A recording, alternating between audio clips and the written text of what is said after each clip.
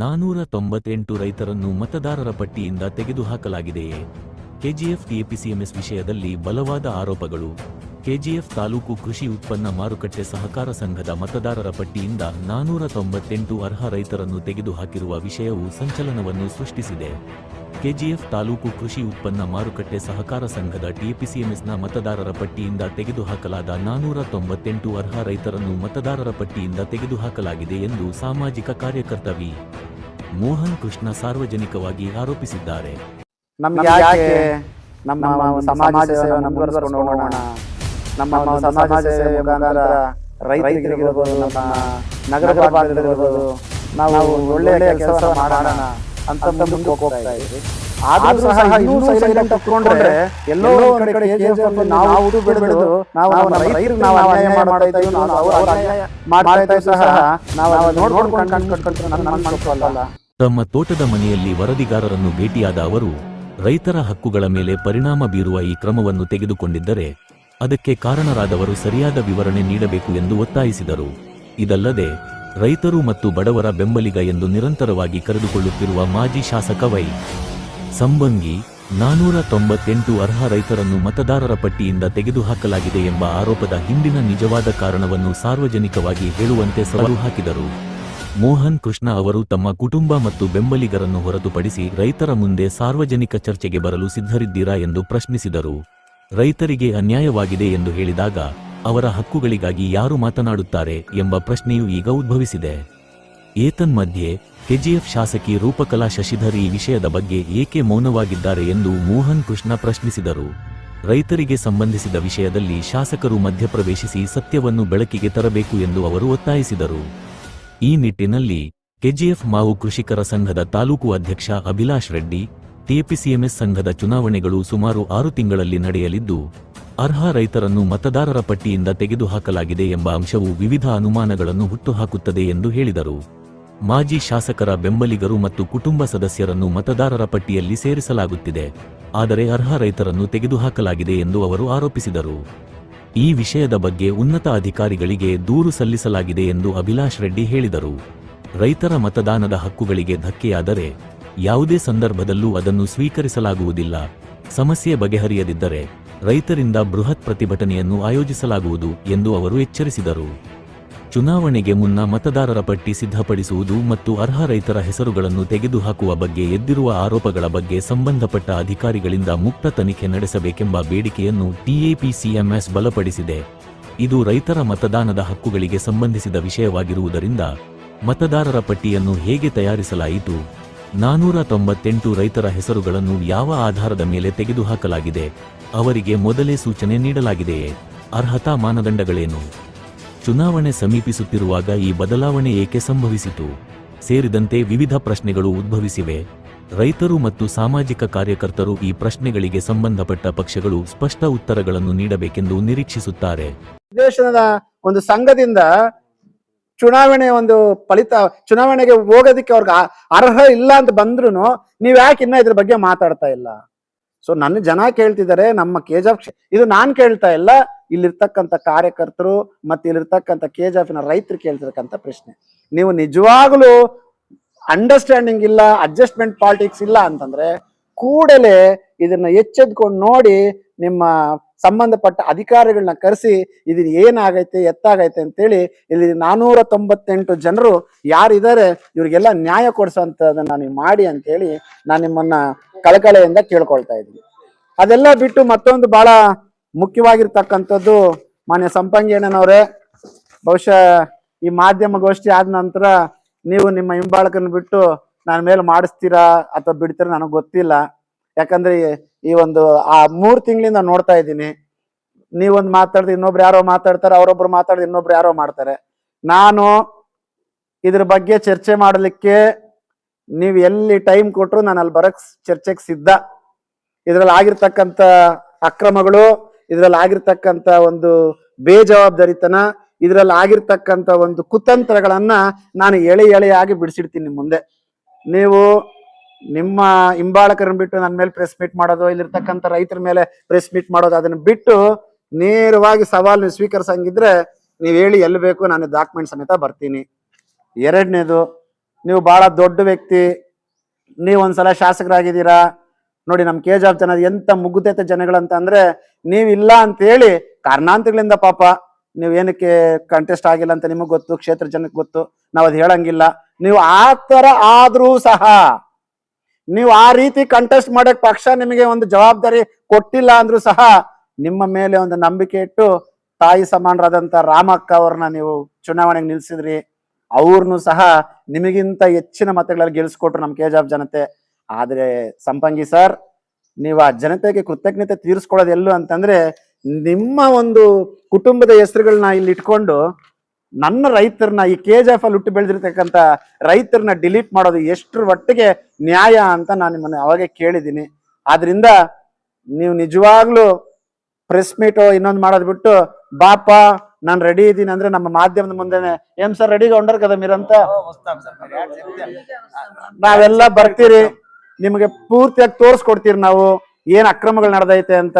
ದಯವಿಟ್ಟು ಇನ್ನೊಂದು ಮನವಿ ನಿಮ್ಮಲ್ಲಿ, ನೀವ್ MLA ಆಗ್ಬಿಟ್ಟಿದ್ದೀರಾ, ನಿಮ್ಮ ಅಮ್ಮ ಅವರು MLA ಆಗ್ಬಿಟ್ರು, ಅದಾದ ನಂತರ ನಿಮ್ಮ ಮಗಳನ್ನ 2 ಸಾರಿ MLA ಆಗ್ಬೇಕಂತ ಕನಸು ಕಟ್ರಿ, ಅದು ಭಗ್ನವಾಯ್ತು.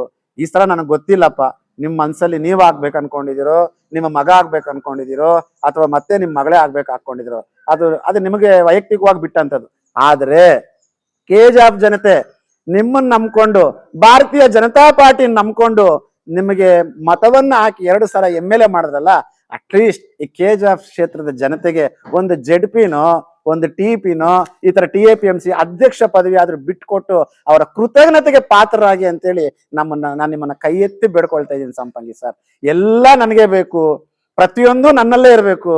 ನೋಡಿ ZP ಎಲೆಕ್ಷನ್ ಬಂತು, ಇನ್ನ ಅವಾಗ ಕಂಟೆಸ್ಟ್ ಆಗಿದ್ದೆ, ಅಶ್ವಿನಿ ಮೇಡಮ್ ಅವ್ರನ್ನ ಹಾಕಿದ್ರಿ, ಅವತ್ತು ಯಾರಿಗೂ ನೀವು ಒಂದು ಚಾನ್ಸ್ ಮಾಡಿಕೊಟ್ಟಿಲ್ಲ. MLA ಎಲೆಕ್ಷನ್ ಬಂತು, ಬಹುಶಃ ನಾನು ಕೇಳಿದ್ದೆ, ನನ್ ಬಿಟ್ಟು ಇನ್ನ ಅನೇಕರು ಕೇಳಿದ್ರು, ಯಾರಿಗೂ ಅವಕಾಶ ಕೊಟ್ಟಿಲ್ಲ. ಬೇಡ ಬಿಡಿ, ನೀವು ದೊಡ್ಡವರು, ನಿಮ್ ಪಕ್ಕದಲ್ಲಿ ನಿಂತ್ಕೊಳ್ಳೋಕ್ಕೂ ನಮ್ಗೆ ಅರ್ಹತೆ ಇಲ್ಲ, ಯಾಕಂದ್ರೆ ನೀವು ರಾಜಕೀಯ ಗುರುಗಳು, ನಾವೇನೋ ನಮ್ಮ ಪಾಡಿಗೆ ನಾವೇನೋ ಮಾಡ್ಕೊಂಡಿದ್ರಿ. ಹಾಗಂತೇಳಿ ನನ್ನ ರೈತರಿಗೆ ಅನ್ಯಾಯ ಆಗ್ತಾ ಇದ್ರು ನಾವು ನೋಡ್ಕೊಂಡು ಕೂತ್ರೆ ಈ ಕ್ಷೇತ್ರದಲ್ಲಿ ಹುಟ್ಟು ಬೆಳೆದು ನಮ್ಗಿಲ್ಲ. ಬಟ್ ಕೊನೆಯಲ್ಲಿ ಒಂದೇ ಒಂದು ಮಾತು ನಿಮ್ಮನ್ನ ಕೇಳ್ಕೊಳ್ತಾ ಇದ್ದೀನಿ ಸಂಪಂಗಿ ಅಣ್ಣ, ನೀವು ನಿಜವಾಗ್ಲೂ KJF ಮಣ್ಣಿನಲ್ಲಿ ಇರ್ತಕ್ಕಂಥ ಒಂದು ಆ ತಾಯಿಗೆ ನೀವು ಬೆಲೆ ಕೊಡಬೇಕು. KJF ಕ್ಷೇತ್ರದಲ್ಲಿ ಇರ್ತಕ್ಕಂಥ ನಮ್ಮ ರೈತರಿಗೆ ಆ ಸಂಘ ಮಾಡತಕ್ಕಂಥದ್ದು ನಿಮ್ಗೂ ಗೊತ್ತು. ಏನೋ ಒಬ್ಬ ರೈತಗೆ ಕೇಂದ್ರ ಸರ್ಕಾರ ಕೊಡ್ತಕ್ಕಂಥ ಒಂದು ಅನುದಾನದಲ್ಲಿ, ರಾಜ್ಯ ಸರ್ಕಾರ ಕೊಡ್ತಾ ಇರ್ತಕ್ಕಂಥ ಒಂದು ಸಬ್ಸಿಡಿಗಳು ಅವ್ರಿಗೆ ಬಂದ್ರೆ ಒಂದೊತ್ತು ಊಟಕ್ಕೆ ಸಿಗತ್ತೆ, ಒಂದೊತ್ತು ಆ ಹೊಲ ಉಳಿ ಆ ಗೊಬ್ಬರ ಗಿಬ್ರ ಬಂತಂದ್ರೆ ಅವ್ರೊಂದ್ ಸ್ವಲ್ಪ ನೆಮ್ಮದಿಯಿಂದ ಜೀವನ ಮಾಡ್ಬೋದು. ಇವತ್ತಿನ ಪರಿಸ್ಥಿತಿ ಮಳೆ ಇಲ್ಲ, ಎಂಥದ್ದು ಇಲ್ಲ. ಕನಿಷ್ಠ ಪಕ್ಷ ಆ ರೈತನಾಗಿ ಹುಟ್ಟಿರ್ತಕ್ಕಂಥವನ್ಗಾದ್ರೂ ಆ ಪದವಿಯನ್ನ ಬಿಟ್ಕೊಡಿ ಅಂತ ನಾನು ನಿಮ್ಮನ್ನ ಕೇಳ್ಕೊಳ್ತಾ ಇದ್ದೀನಿ.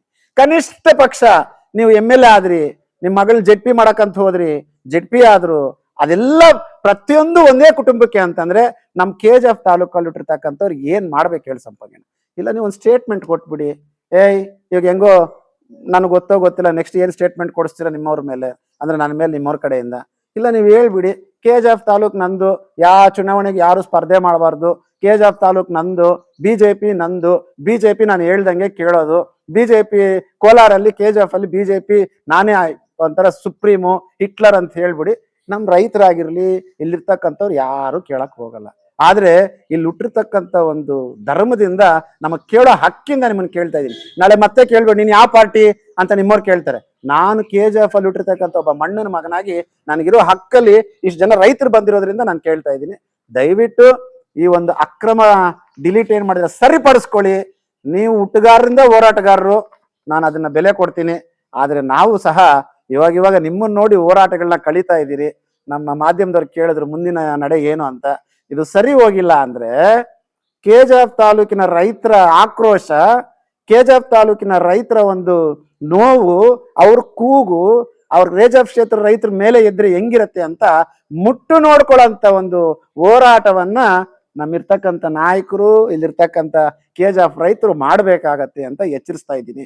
ಮತ್ತೆ ಮಾನ್ಯ ರೂಪಕಲಾ ಮೇಡಮ್ ಅವರು, ಅಭಿವೃದ್ಧಿಯ ಅಧಿಕಾರರು, ಎಂತದ್ದು ರೂಪಕ್ಕ ಮೇಡಮ್ ಅವರೇ, ಇದು ದಯವಿಟ್ಟು ಕಣ್ಣು ತೆಗೆದು ನೋಡಿ, ಬೇಗ ಈ 498 ರೈತರು ಏನ್ ಡಿಲೀಟ್ ಆಗೈತೆ, ನಿಮಗೇನಾದ್ರೂ ಈ ಕ್ಷೇತ್ರದ ರೈತರ ಮೇಲೆ ಸ್ವಲ್ಪನಾದ್ರೂ ಕಾಳಜಿ ಇತ್ತು ಅಂತಂದ್ರೆ, ನಿಮ್ಗೇನಾದ್ರೂ ಈ ಕ್ಷೇತ್ರದ ಮೇಲೆ ಸ್ವಲ್ಪ ಆದ್ರೂ ಗೌರವ ಇತ್ತಂದ್ರೆ ಈ ಲೋಪಗಳನ್ನ ತಿದ್ದೆ ಮಾಡಿ, ಈ ಡಾಕ್ಟರ್ ಬಾಬಾ ಸಾಹೇಬ್ ಅಂಬೇಡ್ಕರ್ ಕೊಟ್ಟಿರ್ತಕ್ಕಂಥ ಒಂದು ಸಂವಿಧಾನದಲ್ಲಿ ಈ ನಮ್ಮ ಚುನಾವಣೆ ಆಯೋಗ ಕೊಟ್ಟಿರ್ತಕ್ಕಂಥ ಒಂದು ಕರ್ತವ್ಯದಲ್ಲಿ ಇದನ್ನ ಸರಿಪಡಿಸ್ಬೇಕು, ಇಲ್ಲಾಂದ್ರೆ ಹೋರಾಟದ ಬಿಸಿ ನಿಮಗೂ ಮುಟ್ಟಬೇಕಾಗತ್ತೆ ಅಂತೇಳಿ ನಾನು ಮನವಿ ಮಾಡ್ಕೊಳ್ತಾ ಇದ್ದೀನಿ. ನಾನು ಕೇಳ್ತಾ ಇರೋದು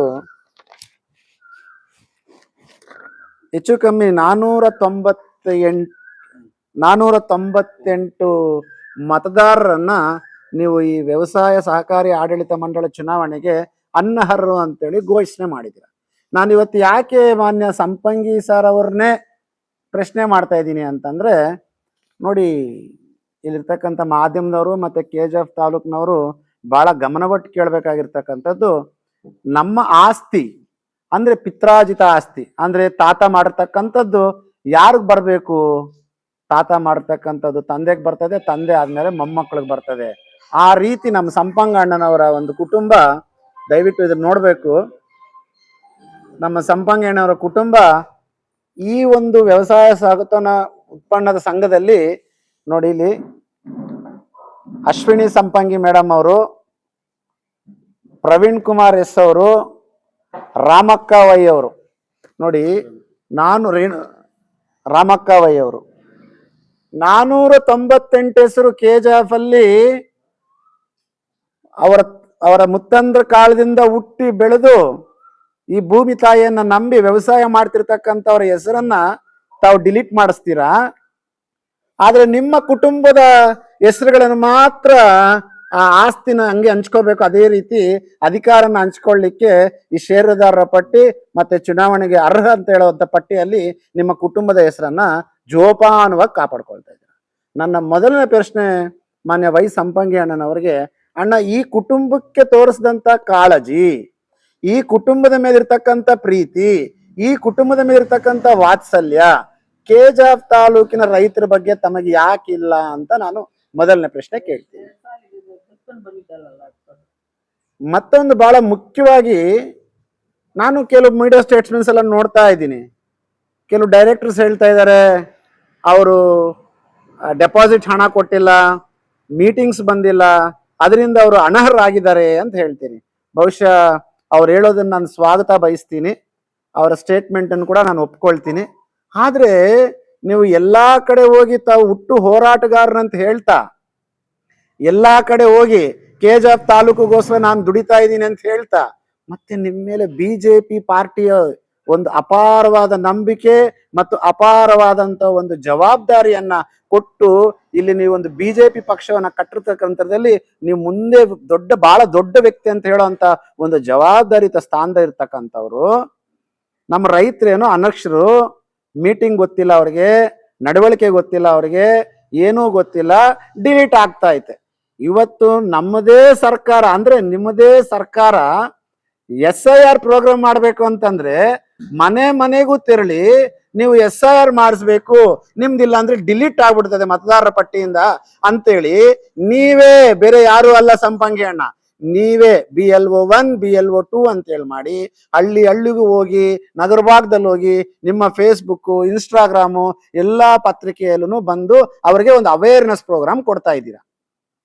ಈ ಒಂದು ಅವೇರ್ನೆಸ್ ಪ್ರೋಗ್ರಾಮ್ ನಾವು ಕೊಡ್ಬೇಕಾದ್ರೆ ಇಷ್ಟೊಂದು ದೊಡ್ಡ ಮಟ್ಟದಲ್ಲಿ ಗ್ರಾಮೀಣ ಭಾಗದಲ್ಲಿ ರೈತರು ಅಂತ ನಂಬಿಕೊಂಡಿರ್ತಕ್ಕಂಥ ಒಂದು ಈ ಸಹಕಾರ ಸಂಘದ ಒಂದು TAPMCನ ಒಂದು ವ್ಯವಸ್ಥೆಯಲ್ಲಿ ಅದಿರ್ತಕ್ಕಂಥದ್ದು ಕೇವಲ ರೈತರಿಗೆ ಮಾತ್ರ. ಬಹುಶಃ ನಿಮ್ಮ ಮನೆಯ ಕುಟುಂಬದ ಹೆಸರುಗಳು ಡಿಲೀಟ್ ಆದ್ರೂ ನಂಗೆ ನೋವಾಗ್ತಾ ಇರಲಿಲ್ಲ. ಆದ್ರೆ 498 ಜನ ರೈತರ ಹೆಸರನ್ನ ನೀವು ಡಿಲೀಟ್ ಮಾಡಿ ಅವರು ಏನೋ ಮಾಡಿದ್ರು ಅದಕ್ಕೆ ಡಿಲೀಟ್ ಆಗ್ಬಿಟ್ಟೈತೆ ಅಂದ್ರೆ ನಿಮ್ಮ ಜವಾಬ್ದಾರಿ ಏನು ಅನ್ನೋದನ್ನ ಎರಡನೇ ಪ್ರಶ್ನೆ ನಾನು ಕೇಳ್ತಾ ಇದ್ದೀನಿ. ಇವತ್ತು ಬಹಳ ಸ್ಪಷ್ಟವಾಗಿ ನಾನು ನಿಮ್ಗೆ ಹೇಳ್ಕೊಡ್ತೀನಿ ಮಾನ್ಯ ಸಂಪಂಗಿ ಅಣ್ಣನವರೇ, SIR ಅಲ್ಲಿ ತೋರಿಸ್ತಕ್ಕಂಥ ಕಾಳಜಿ, ಯಾಕೆಂದ್ರೆ ಮುಂದಿನ ದಿನಗಳಲ್ಲಿ ನೀವು ಚುನಾವಣೆಗೆ ಬರಬೇಕು, ನಿಮಗೆ ಮತದಾರರು ಬರಬೇಕು, ಅದಕ್ಕೆ ನೀವು SIR ಕಾಳಜಿ ತೋರಿಸ್ತಾ ಇದ್ದೀರಾ. ಈ ಚುನಾವಣೆಯ ಕಾಳಜಿ, ಈ ಚುನಾವಣೆಯ ಸ್ಟ್ರಾಟರ್ಜಿ, ಈ ಚುನಾವಣೆಯಲ್ಲಿ ಬರ್ತಕ್ಕಂಥ ಮುಂದಿನ ಅನಿರೀಕ್ಷಿತ ಬೆಳವಣಿಗೆಗಳು ಏನು ಅನ್ನೋದನ್ನ ನಾನು ಹೇಳ್ಬೇಕಾಗಿರ್ತಕ್ಕಂಥ ಅಲ್ಲ, ಇಡೀ ಕ್ಷೇತ್ರದ ಜನಕ್ಕೆ ಇದರ ಬಗ್ಗೆ ಗೊತ್ತು. ಇದು ನಾನು ಹೇಳ್ತಿರೋದಲ್ಲ ಮಾನ್ಯ ಸಂಪಂಗಿ ಅಣ್ಣನವರೇ, ಹೋದ ಸಲ ಚುನಾವಣೆಯಲ್ಲಿ ಏನ್ ನಡೀತು ಅಂತ ನನ್ನ ಬಾಯಿಂದ ನಾನು ಹೇಳಂಗಿಲ್ಲ, ಇಡೀ ಕ್ಷೇತ್ರದ ಜನಕ್ಕೆ ಏನ್ ನಡೀತು ಅಂತ ನಾನು ಹೇಳಂಗಿಲ್ಲ, ಅವ್ರು ಮಾತಾಡ್ಕೊಳ್ತಾ ಇದ್ದಾರೆ. ಅದ್ರಲ್ಲಿ ನೀವೇನಾಗಿತ್ತೋ ಏನೋ ಭಗವಂತನಿಗೆ ಗೊತ್ತಿತ್ತು. ಇವತ್ತು ನನ್ನ ಮೂರನೇ ಪ್ರಶ್ನೆ ನಿಮ್ಗೆ, ಇಷ್ಟೊಂದು ದೊಡ್ಡ ಮಟ್ಟದಲ್ಲಿ ಆಗಿರ್ಬೇಕಾದ್ರೆ ನೀವು ಎಲ್ಲಾರ್ಗು ಒಂದು ಸಭೆ ಕರೆದು ನಮ್ಮ ರೈತರನ್ನ ಪಂಚಾಯತಿಯಲ್ಲೂ ನಿಮ್ಮವರಿದ್ದಾರೆ, ಬಿಜೆಪಿ ಪಕ್ಷವನ್ನ ಸಕ್ರಿಯವಾಗಿ ಗಟ್ಟಿಗೊಳಿಸ್ತಕ್ಕಂಥ ಕಾರ್ಯಕರ್ತರಿದ್ದಾರೆ. 15 ಪಂಚಾಯತಿಯಿಂದನೂ ನೀವೊಂದು ಕರೆ ಮಾಡಿ, ಒಂದು ಮೆಸೇಜ್ ಮಾಡಿ, ಇದನ್ನೆಲ್ಲ ನೀವು ಸರಿಪಡಿಸ್ಕೊಳ್ಳಿ, ಇಲ್ಲಾಂದ್ರೆ ನಿಮ್ಮ ಮತದಾರ ಪಟ್ಟಿಯಿಂದ ನಿಮ್ಮನ್ನ ಬಿಡ್ಬೇಕಾಗತ್ತೆ ಅಂತ ಒಂದು ಮೆಸೇಜ್ ಕೊಟ್ಟಿದ್ರು ಸಹ ನಮ್ಮ ರೈತರು ಎಚ್ಚೆತ್ಕೊಳ್ತಾ ಇದ್ರು. ಯಾಕೆ ನೀವು ಈ ಕೆಲಸ ಮಾಡಿಲ್ಲ ಅಂತ ನಿಮ್ಮನ್ನ ನಾನು ಪ್ರಶ್ನೆ ಮಾಡ್ತಾ ಇದ್ದೀನಿ. ಇದನ್ನೆಲ್ಲ ಹೊರತುಪಡಿಸಿ ಬಹಳ ಮುಖ್ಯವಾಗಿರ್ತಕ್ಕಂಥದ್ದು ನಮ್ಮ KGF ಜನತೆ ನೋಡ್ಬೇಕಾಗಿರ್ತಕ್ಕಂಥದ್ದು, ಆಲೋಚನೆ ಮಾಡ್ಬೇಕಾಗಿರ್ತಕ್ಕಂಥದ್ದು, ಇದು ಕೇವಲ ಈ TAPMC ಚುನಾವಣೆಯ ಒಂದು ನಿದರ್ಶನ ಅಲ್ಲ, ಅಥವಾ ಈ TAPMC ಸಂಘದ ಒಂದು ನಿದರ್ಶನ ಅಲ್ಲ. ಇಲ್ಲಿ ಕೂತಿರ್ತಕ್ಕಂಥ ರೈತರ ಒಂದು ದುಃಖ ಅಥವಾ ರೈತರ ಕಣ್ಣೀರಲ್ಲ, ಇದು KGF ಕ್ಷೇತ್ರದ ಪ್ರತಿಯೊಂದು ಒಂದು ಹಂಗವಾಗಿರ್ತಕ್ಕಂಥ ಚುನಾವಣೆಗಳಲ್ಲಿ ನಡೆದಿರ್ತಕ್ಕಂಥ ಕೆಲಸ. ನಾನು ಇದನ್ನ ನೇರವಾಗಿ ಹೇಳ್ತೀನಿ, ಕಾಂಗ್ರೆಸ್ ಮತ್ತು ನಮ್ಮ ಸಂಪಂಗಿ ಅಣ್ಣರ ಒಳ ಒಪ್ಪಂದದಂತೆ ಇದನ್ನ ಮಾಡಿದ್ದಾರೆ ಅಂತ ನಾನು ಹೇಳ್ತಾ ಇಲ್ಲ. ಇಲ್ಲಿರ್ತಕ್ಕಂಥವ್ರು ಎಲ್ಲರೂ ಸೇರಿ ನಿಮ್ಮನ್ನು ಆರೋಪ ಮಾಡ್ತಾರೆ, ಇದಕ್ಕೆ ನೀವು ಉತ್ತರ ಕೊಡಬೇಕು ಅಂತ ಹೇಳ್ತಾ ಇದ್ದೀನಿ. ಈಗ ಮತ್ತೊಂದ್ಸಲ ಹೇಳ್ಬೇಕಾಯ್ತಂತಂದ್ರೆ ನಮ್ಮ ರೂಪಕ್ಕ ಏನ್ ಬಾಯಿ ಮಾತಾಡಿದ್ರೆ ಹರಿಹರ ಬ್ರಹ್ಮ ವಿಷ್ಣು ಮಹೇಶ್ವರ ಗುರು ಸಾಕ್ಷಾತ್ ಎಲ್ಲಾ ಬಂದ್ಬಿಡ್ತದೆ. ನಾನು ನಮ್ಮ ಎದುರಾಳಿಗಳಿಗೆ ನಾನು ಉತ್ತರ ಕೊಡಲ್ಲ. ಅಕ್ಕ, ನೀವು ನಮ್ಗೆ ಉತ್ತರ ಕೊಡಬೇಡಿ. ಮೊನ್ನೆ ನಿಮ್ ಪತ್ರನೂ ಬಂದು ತಲುಪ್ತು ನನಗೆ. ಪಿಂಚಣಿಗಳ ಬಗ್ಗೆ ಏನಾಯ್ತು ಅಂತ ಹೇಳಿದಾಗ ನೇರವಾಗಿ ಕೇಂದ್ರ ಸರ್ಕಾರ ಇದಕ್ಕೆ ಹೊಣೆ ಅಂತ ಹೇಳ್ತಾ ಇದ್ದೀರಾ. ರೂಪಕ್ಕ, ನೀವು ಕೇಂದ್ರ ಸರ್ಕಾರನ ಬೆರಳೆತ್ತು ತೋರಿಸೋದಕ್ಕಿಂತ ನಿನ್ನ ಮಾತೃದೇವೋ ಭವ ಪಿತೃದೇವೋ ಭವ ಅನ್ನುವಂತಹ ನಿಮ್ಮ ತಂದೆಯವರು ಇವತ್ತು ಆಹಾರದ ಸಚಿವರಾಗಿದ್ದಾರೆ, ಸಮಾಜ ಕಲ್ಯಾಣ, ಅದಕ್ಕೆ ಆಹಾರ ಸಚಿವರಾಗಿದ್ರೆ ಸಮಾಜ ಕಲ್ಯಾಣದ ಸಚಿವರಾಗಿದ್ದಾರೆ. ಸಮಾಜ ಕಲ್ಯಾಣದಲ್ಲಿ ನಿಮ್ ತಂದೆಯವ್ರ ಮನಸ್ಸು ಮಾಡಿದ್ರೆ ಏನ್ ಬೇಕೋ ಮಾಡ್ಬೋದಪ್ಪ. ನೀವ್ ಹೇಳ್ತಾ ಇರ್ತೀರಾ KGF ನನಗೆ ರಾಜಕೀಯ ಭಿಕ್ಷೆ ಕೊಟ್ಟಿರ್ತಕ್ಕಂಥದ್ದು. KGF ನಿಮ್ಗೆ ಭಿಕ್ಷೆ ಇಟ್ಟಿರ್ಬೇಕಾದ್ರೆ, KGF ಮತದಾರರು ನಿಮಗೆ ಭಿಕ್ಷೆ ಇಟ್ಟಿದಾರಾದ್ರೆ, ಆ ಭಿಕ್ಷೆ ಕೊಟ್ಟಂತವ್ರಿಗೆ ನಿಮ್ಮ ಪ್ರತಿಫಲವಾಗಿ ಪಿಂಚಣಿಗಳನ್ನ ಕಡಿತ ಮಾಡೋದೇನಾ ಅಂತ ನಾನು ಕೇಳಿದ್ದೆ. ನೀವೊಂದು ಉತ್ತರ ಕೊಟ್ಟಿದ್ದೀರಾ. ನೀವು ಇದು ಕೇಂದ್ರ ಸರ್ಕಾರದ ಒಂದು ನಿರ್ದೇಶನದಂತೆ ನಾವು ಇದು ಮಾಡಿದ್ದೀರಿ ಅಂತ. ನಿಮ್ಮ ಉತ್ತರಕ್ಕೆ ನಾನು ಸ್ವೀಕರಿಸಲ್ಲ. ಯಾಕೆ ಸ್ವೀಕರಿಸಲ್ಲ ಅಂತಂದ್ರೆ, ನೀವು ಚುನಾವಣೆ ಕೊಟ್ಟಿರ್ತಕ್ಕಂಥ ಎಲ್ಲ ಪ್ರಣಾಳಿಕೆಗಳನ್ನು ನೀವು ಸುಳ್ಳು ಭರವಸೆಗಳನ್ನು ಕೊಟ್ಟಿದ್ದೀರಾ. ಇವತ್ತು ಅದನ್ನೆಲ್ಲ ಬಿಟ್ಟು ಇದನ್ನ ನಿಮ್ಮನ್ನ ಒಂದು ನೇರ ಪ್ರಶ್ನೆ ಕೇಳ್ತೀನಿ. ನಮ್ಮ ಸಂಪಂಗಿ ಮಾಜಿ ಶಾಸಕರಾದಂಥವ್ರು ನಿಮ್ಮ ಮೇಲೆ ಆರೋಪ ಮಾಡ್ತಾರೆ, ಜಮೀನ್ ಆರೋಪ. ನೀವು ನಿಮ್ಮ ಹಿಂಬಾಲಕರನ್ನ ಬಿಟ್ಟು ಅವ್ರ ಮೇಲೆ ಆರೋಪ ಮಾಡಿಸ್ತೀರಾ. ಜನರಿಗೆ ನೀವು ಏನ್ ಸಂದೇಶವನ್ನು ಕೊಡ್ತಾ ಇದ್ದೀರಾ? ನಿಮ್ಮಲ್ಲಿ ಅಧಿಕಾರ ಇಲ್ವಾ? ಅಧಿಕಾರ ಬಳಸ್ಕೊಳ್ಳೋದು ನಿಮ್ಗೆ ಗೊತ್ತಿಲ್ಲ ಅಂತಂದ್ರೆ ಒಂದ್ ದಿವಸ ರಾಜೀನಾಮೆ ಕೊಟ್ಬಿಟ್ಟು ಹೊರಟೋಗಿ. ಯಾರೋ ಗೊತ್ತಿರ್ತಕ್ಕಂಥವ್ರು ಬಂದು ಅದನ್ನ ಹೆಂಗ್ ನಿಭಾಯಿಸ್ಬೇಕು ಅಂತ ತೋರಿಸ್ತಾರೆ. ನಿಮ್ಮಲ್ಲೇ ಅಧಿಕಾರ ಐತೆ, ಒಂದು ಎನ್ಕ್ವೈರಿ ಕಮಿಟಿ ಹಾಕ್ಬೋದಾಗಿತ್ತು. ನಿಮ್ ತಂದೆಯವರು ಸಚಿವರಾಗಿದ್ದಾರೆ, ಅದು ಸಮಾಜ ಕಲ್ಯಾಣದಲ್ಲೇ ಸಚಿವರಾಗಿರ್ತಕ್ಕಂಥವ್ರು. ಒಂದು ಎನ್ಕ್ವೈರಿ ಕಮಿಟಿ ಹಾಕ್ಸ್ಬೋದಾಗಿತ್ತು. ಹಾಕ್ಸಲ್ಲ. ಯಾಕೆ ಅಂದ್ರೆ ಒಬ್ರಿಗೊಬ್ರು ಒಳಗಡೆ ಅಡ್ಜಸ್ಟ್ಮೆಂಟ್ ಇಲ್ಲ. ಈ ಅಡ್ಜಸ್ಟ್ಮೆಂಟ್ ಇಲ್ಲ ಅಂದ್ರೆ ಕೂಡಲೇ ಡಿಪಾರ್ಟ್ಮೆಂಟ್ಗೆ ಬರೀರಿ, ಕೂಡಲೇ DC ಅವ್ರಿಗೆ ಬರೀರಿ, ತಹಸೀಲ್ದಾರ್ಗೆ ಹೇಳ್ರಿ, ಅಥವಾ ವಿಧಾನಸಭೆಯಲ್ಲಿ ಮಾತಾಡ್ಬೇಕಂತಂದ್ರೆ ನನ್ನ ಮೇಲೆ ಇಂಥ ಆರೋಪ ಬರ್ತಾ ಐತೆ, ಇಷ್ಟು ಜಮೀನು ಅಕ್ರಮವಾಗಿ ಮಾಡ್ಕೊಂಡಿದ್ದಾರೆ ಅನ್ನೋ ಒಂದು ಆರೋಪ ಬರ್ತಾ ಐತೆ, ಇದನ್ನ ಕೂಡಲೇ ಒಂದು ಎನ್ಕ್ವೈರಿ ಮಾಡಿ ಒಂದು ರಿಪೋರ್ಟ್ ಕೊಡಿ, ನನಗೆ ಒಳ್ಳೆ ಹೆಸರು ಬರಬೇಕು ಅನ್ನೋದು ಒಂದು ಎನ್ಕ್ವೈರಿ ಕಮಿಟಿನ ಹಾಕಕ್ಕೆ ಹೇಳಿ. ಅದನ್ನ ಬಿಟ್ಟು ನೀವು ನಿಮ್ಮ ಮೇಲೆ ಅವ್ರ ಮೇಲೆ ಇವರು ಮಾತಾಡ್ತಾ ಇದ್ರೆ ಇದು ಸರಿ ಇಲ್ಲ. ಈಗ ಮೊದಲನೇದಾಗಿ ನಿಮ್ಮನ್ನು ಕೇಳ್ತಕ್ಕಂಥ ಇವತ್ತಿನ ದಿನ ಪ್ರಶ್ನೆ, 498 ರೈತರು KGF ಕ್ಷೇತ್ರದ ರೈತ ಬಾಂಧವರ ಪರವಾಗಿ ಕೂಡ ಇವತ್ತಿನ ದಿವಸ ಕಳೆದ 15 ದಿನಗಳಲ್ಲಿ ಕೂಡ KGF ನಲ್ಲಿರುವಂತಹ TAPMS ಅಂದ್ರೆ TAPMCS ಅಂದ್ರೆ KGF ತಾಲೂಕು ವ್ಯವಸಾಯ ಉತ್ಪನ್ನಗಳ ಮಾರಾಟ ಸಹಕಾರ ಸಂಘ ಅಂತ ಹೇಳಿದ್ರೆ, ಅಲ್ಲಿ ನಮ್ಮ ಮುಂಚೆ ಬಂದ್ಬಿಟ್ಟು ಬಂಗಾರಪೇಟೆಯಲ್ಲಿತ್ತು. ಮತ್ತೆ ತಾಲೂಕು ಡಿವೈಡ್ ಆದ್ಮೇಲೆ ನಮಗೆ 2022ನೇ ಇಸ್ವಿಯಲ್ಲಿ ನಮ್ದು KGF ಅಂತ ಹೇಳಿ ಡಿವೈಡ್ ಆಗಿ ನೂತನವಾಗಿ ಒಂದು ನಮಗೆ TAPMC ಒಂದು ಆಯ್ತು. ಆಗ ಚುನಾವಣೆ ನಡೀತು. ಮತ್ತೆ ಅಲ್ಲಿ ಕೂಡ ಸರಿಸುಮಾರು ಮುಂಚೆ ಬಂಗಾರಪೇಟೆಯಲ್ಲಿ ಇರೋರು ಮತ್ತೆ ನೂತನವಾಗಿ ಕೂಡ ನಮ್ಮ KGF ತಾಲೂಕಿನ ರೈತರು ಕೂಡ ಇದರಲ್ಲಿ ನೋಂದಣಿ ಮಾಡಿಕೊಂಡು ಅವರ ಮತವನ್ನು ಕೂಡ ಹಾಕಿದ್ರು. ಮತ್ತೆ ಅದು ಕೂಡ ಚುನಾವಣೆ ಆಗಿ ಅಲ್ಲಿ ಆಯ್ಕೆ ಆದ್ರು. ಆಗಿನಿಂದ ಕೂಡ ಏನು ನಮ್ಮ ರೈತರಿಗೆ ಇದುವರೆಗೂ ಅಂದ್ರೆ ಸರಿಸುಮಾರು 4.5 ವರ್ಷ ಆಗ್ತಾ ಇದೆ. ಇದುವರೆಗೂ ಇನ್ನೇನು 6 ತಿಂಗಳಲ್ಲಿ ಚುನಾವಣೆ ಬರ್ತಾ ಇದೆ. ಇದು ಮುಖ್ಯ ಉದ್ದೇಶ ಬಂದ್ಬಿಟ್ಟು ಮಧ್ಯಮ ಗಾತ್ರದ ಇದು ಒಂದು ಸೊಸೈಟಿ ಆಗಿರುತ್ತೆ. ಇದರಿಂದ ನಮ್ಮ ಅನೇಕ ನಿಮ್ಗೂ ಗೊತ್ತಿರೋ ರೀತಿಯಾಗಿ ಕೂಡ ಬಂಗಾರಪೇಟೆ ಆಗಿರ್ಬೋದು, ಮತ್ತೆ ಕೋಲಾರ ಆಗಿರ್ಬೋದು, ಮತ್ತೆ ಎಸ್ಪೆಷಲಿ ಆಗಿ ನಮ್ಮ ಮುಳಬಾಗಿಲು ಆಗಿರ್ಬೋದು, ಅಲ್ಲಿ ಕೂಡ ನಮ್ಮ ರೈತರಿಗೆ ಅನೇಕ ರೀತಿಯಂತಹ ಒಂದು ಸೌಲಭ್ಯ ಸಿಗ್ತಾ ಇದೆ.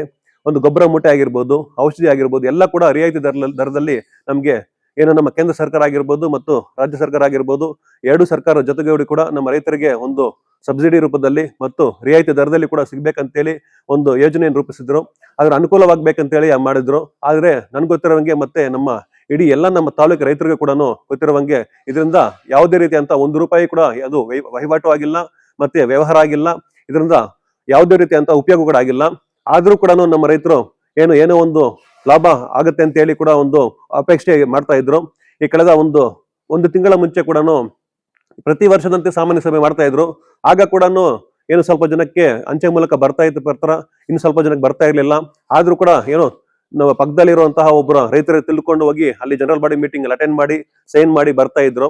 ಏನೋ ನಮಗೂ ಒಂದು ಉಪಯೋಗ ಆಗುತ್ತೆ ಅಂತ ತಿಳ್ಕೊಳ್ತಾ ಇದ್ರು. ಆದ್ರೆ ಕಳೆದ ತಿಂಗಳು ಜುಲೈ 15 ತಾರೀಕು ಅನ್ಸುತ್ತೆ, ಆಗ ಕೂಡ 10ನೇ ತಾರೀಕು ಆಗ ಕೂಡ GBM ಅಂತ ಹೇಳಿ ನಾವು ಆದ ತಕ್ಷಣ, ಅಂದ್ರೆ ಇವತ್ತು ನಮ್ಮ GBM ಆದ್ರೆ ಮಾರನೇ ದಿವಸ ನಿಮ್ಮ ಮಾಧ್ಯಮ ಮುಖಾಂತರ ಕೂಡ ನಾವು ತಿಳ್ಕೊಂಡಿದ್ವಿ ಏನಂತ ಈ ರೀತಿ GBM ಆಗಿದೆ ಅಂತ.